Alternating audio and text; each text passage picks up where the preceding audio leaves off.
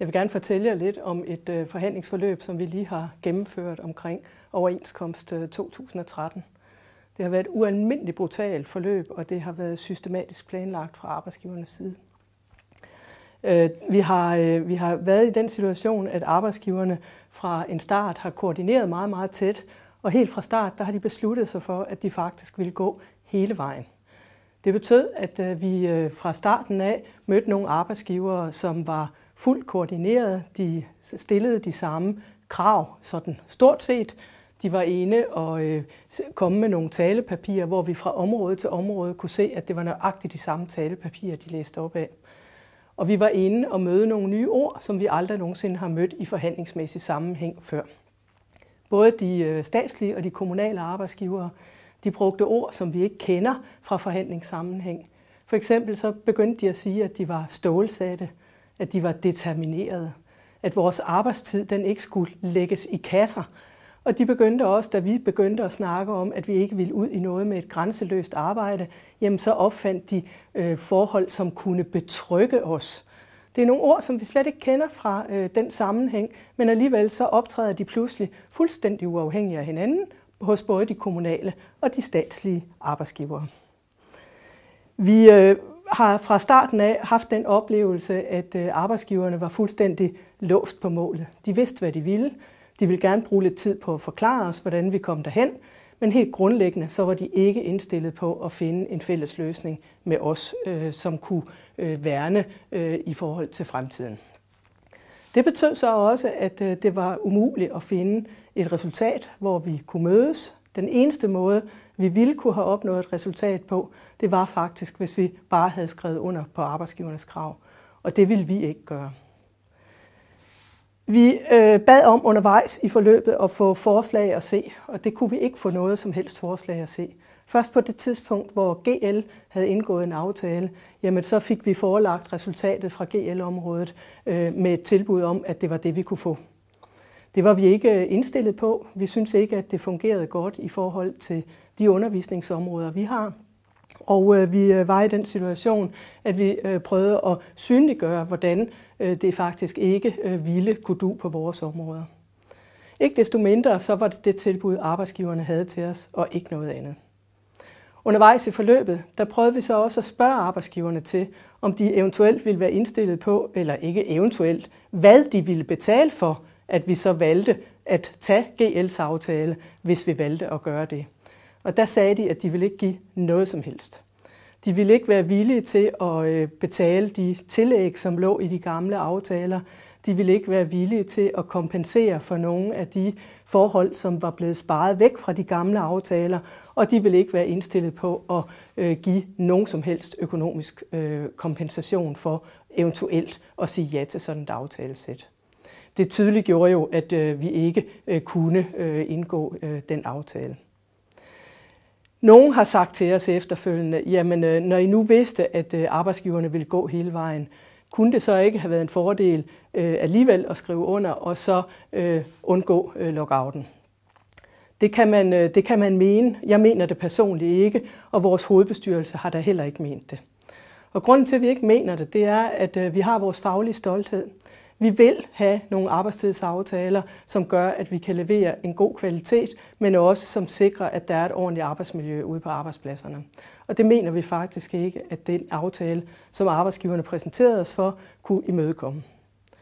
Videre kan man sige, at på GL-området, der fik de jo det her aftalesæt, de aftalte det, men de fik også rigtig mange penge. Alligevel så var der 85% af GL's medlemmer, som valgte at sige nej til aftalen, dengang den kom til afstemning. Hvis vi havde valgt at indgå en sådan aftale og havde sendt den ud til afstemning blandt vores medlemmer, bare uden penge, så kan jeg være helt forvisset om, at der havde været tæt på 100% nej. Og så havde vi under alle omstændigheder fået konflikten alligevel. Den eneste grund til, at man ikke fik den i GL, det er, at man stemmer sammen med en række organisationer, der ikke er lærerorganisationer. Men så langt, så godt. Vi ønskede ikke at indgå den her aftale, men vi sad i forhandlinger, og den 27. februar om aftenen, der sad vi faktisk i forhandlinger med Moderniseringsstyrelsen omkring erhvervsuddannelsesområdet. På det tidspunkt, der gennemførte de faktisk et forhandlingsforløb, på trods af, at de vidste, at de allerede havde afsendt lockoutvarslerne. Og da mødet sluttede, aftalte vi faktisk et møde ugen efter. Vi kom hjem næste morgen, ankom posten, lockoutvarslerne var der. De lockoutede så bredt, som de overhovedet kunne, arbejdsgiverne. De valgte at tage alle overenskomstansatte, som var på læreoverenskomster. Og Michael Ziegler, han har da heller ikke holdt sig tilbage med at fortælle, at grunden til, at de valgte at lockout så bredt, det var, at de ønskede at få tømt lærernes konfliktkasser. De ønskede, at vi ikke skulle kunne holde ret længe. Her var det, vi overraskede dem en lille smule, tror jeg, fordi vi valgte at indrette os med lånemodellen i stedet for med en traditionel konfliktstøtte. Og lånemodellen, som man kan se noget om på en anden film, jamen den betyder jo helt konkret, at vi kan holde meget, meget længere, eller at regningen i sidste ende bliver billigere, når den skal tilbagebetales. Vi kom ned i forligsinstitutionen, og i forligsinstitutionen, der har vi fremlagt adskillige forslag til, hvordan vi kunne forestille os, at man kunne lave nogle aftaler, som imødekom store dele af det, arbejdsgiverne ønskede, men som samtidig indeholdt en række værn, som gjorde, at vi kunne være sikre på, at det grænseløse arbejde ikke overrumplede os ude på arbejdspladserne, så vi kunne være sikre på at have rum til at lave kvalitet i undervisningen og have et ordentligt arbejdsmiljø. Men på trods af, at vi flyttede os i forligsinstitutionen, så var det simpelthen ikke muligt for forligsinstitutionen, for forligskvinden at lave et kompromis, lave en mæglingsskitse, for arbejdsgiverne ønskede ikke at rokke sig ud af stedet. Det var præcis sådan, som vi havde forestillet os, som vi havde fornemmet til en start. Arbejdsgiverne havde noget, de ville have gennemsat, og det de ønskede, det var at bruge tid på at overbevise os om det, men reelt set ikke at forhandle. Som bekendt, så måtte forligskvinden jo give op. Det var ikke muligt for hende at lave en forligsskitse, en mæglingsskitse, og dermed blev lockouten en realitet. I 4 uger var vi igennem en lockout, som virkede på rigtig mange af vores områder fuldstændig vanvittigt. Vi havde for eksempel ansatte på jobcentre og UU-centre, som slet ikke er omfattet af en lærerarbejdstidsaftale, men alligevel så valgte man at lockout dem, som Michael Ziegler siger, fordi så bliver pengekassen hurtigere tom hos lærerorganisationerne. Vi har ansatte på produktionshøjskoler, som har med meget sårbare unge at gøre. Man var ligeglad, man lockoutede dem. De unge de blev overladt til sig selv, og der var ingen hensyn, der blev taget i forhold til, hvem lockouten gik ud over. Den skulle bare ramme så bredt som overhovedet muligt. Da de 4 uger var gået, så kunne man alligevel ikke stå for mosten ude hos vores arbejdsgivere. Regeringen kunne ikke længere stå på mål for, at der ikke var undervisning ved at påstå, nok især i folkeskolen. Og derfor kom regeringsindgrebet. Regeringsindgrebet kom en torsdag. Det blev præsenteret torsdag morgen, og det blev hastebehandlet igennem Folketinget i løbet af torsdag og fredag, natten til fredag. Og man kan undre sig lidt, fordi man kunne jo have taget sig den tid, det tog, altså at bruge torsdag, fredag, lørdag, søndag, og få belyst de ting, man ønskede at lovgive omkring. Det gjorde man ikke. Man valgte i stedet for at haste lovforslaget igennem angiveligt, fordi ungerne skulle i skole mandag morgen, men det ville de også have kunne komme, selvom man havde brugt nogle flere dage på at gennemarbejde lovforslaget. Det er sådan, at det lovforslag, som blev fremlagt, det er udarbejdet af de samme personer i Moderniseringsstyrelsen, som vi sad og forhandlede overenskomst med. Det betyder altså, at det ensidigt er arbejdsgiverne, som ville gennemsætte deres krav på en ganske bestemt måde, som efterfølgende, når nu de ikke kunne få deres vilje, alligevel har fået muligheden for selv at formulere det lovforslag, som efterfølgende kom til afstemning i Folketingssalen. Ydermere så var det sådan, at da finansministeren blev kaldt i samråd i Beskæftigelsesudvalget, så havde han 2 personer med til at rådgive sig i forbindelse med de svar, han skulle give til Beskæftigelsesudvalget. Her sad vi og så på de folk, som vi har gennemført forhandlinger med under selve forhandlingsforløbet.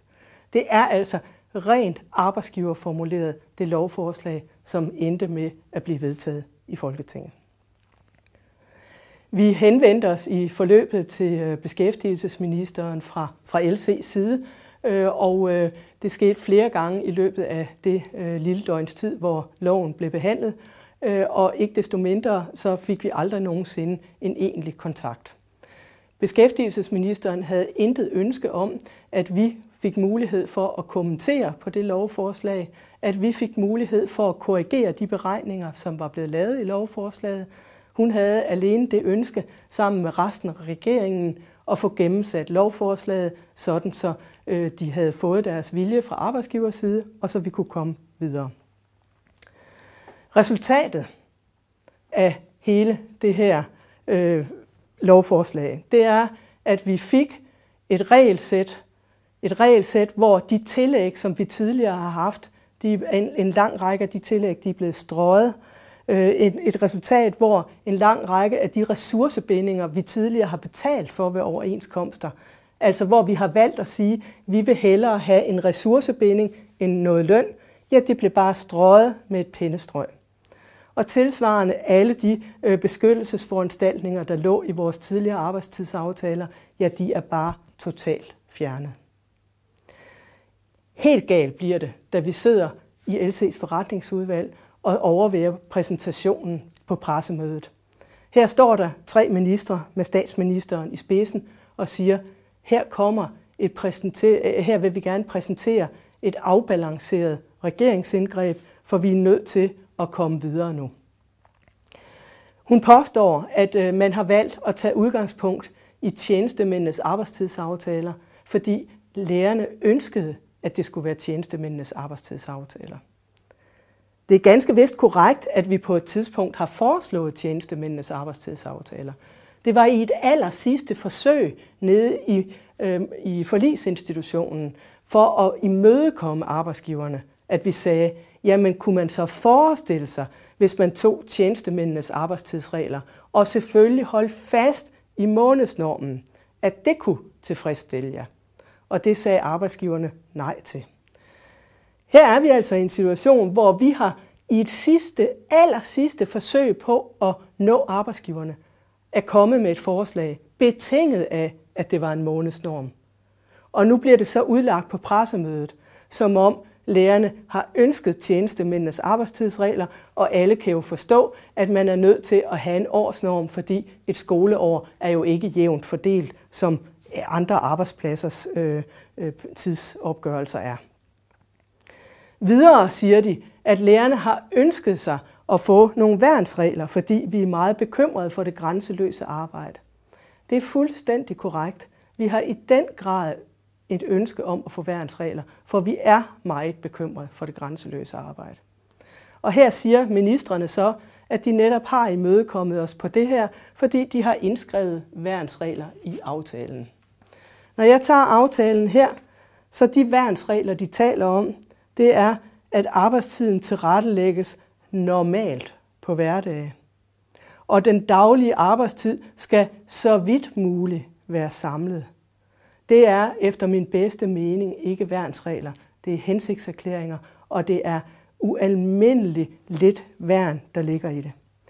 Det betyder altså, at vi har oplevet et forløb, hvor vi som altid er gået til forhandlinger med nogle krav, hermed med nogle ønsker til, hvad der skal til for at understøtte det gode arbejde, til at understøtte den gode arbejdsplads. Vi har været vidne om, at selvfølgelig skal man give sig nogle steder for at få noget nogle andre steder. Det vi skal, det hele den danske model handler om, det er, at vi skal nå hinanden, arbejdsgiverne og vi, og sammen finde nogle løsninger, som gør, at vi kan levere rigtig god undervisning på nogle rigtig interessante arbejdspladser, hvor medarbejderne kan være i mange år uden at blive syge af det, og hvor det er rart at gå på arbejde hver dag. Sådan gik vi til forhandlingerne, også denne gang, og jeg må sige, at vi er blevet ualmindeligt disillusioneret af det her. Det har været et forløb, hvor arbejdsgiverne har udvist en magtarrogance fra dag 1. De har gennemsat deres vilje, de har tromlet hen over os, og de har i sidste ende sat demokratiet på spil ved at gå ind og få den ene part i en forhandling til at gå ind og skrive et lovforslag, og ikke ønske den anden parts involvering, ikke ønske den anden parts bidrag til lovforslaget, men ensidigt valgt at gøre arbejdsgivernes ønsker til lov. Så nu står vi altså i den situation, at vi faktisk ikke har nogen arbejdstidsaftaler. Og det er jeg nødt til at citere, det vi har fået, det er arbejdstidsregler. Og jeg ved, at I ikke synes, at de er gode. Jeg ved, at I ikke synes, at det bliver til at lave et rigtig godt stykke arbejde med de regler. Jeg er bare nødt til at citere, det er en lov, og lov skal holdes. Og det betyder, at Folketinget har ansvaret for, at vi har det regelsæt, vi har fremadrettet.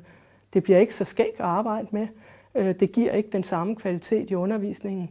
Vi skal prøve, vi skal se, om vi kan finde løsninger med det her, men vi er nødt til at holde fast i, det er regler, der er fastsat ved lov, og dermed er ansvaret for det her Folketingets.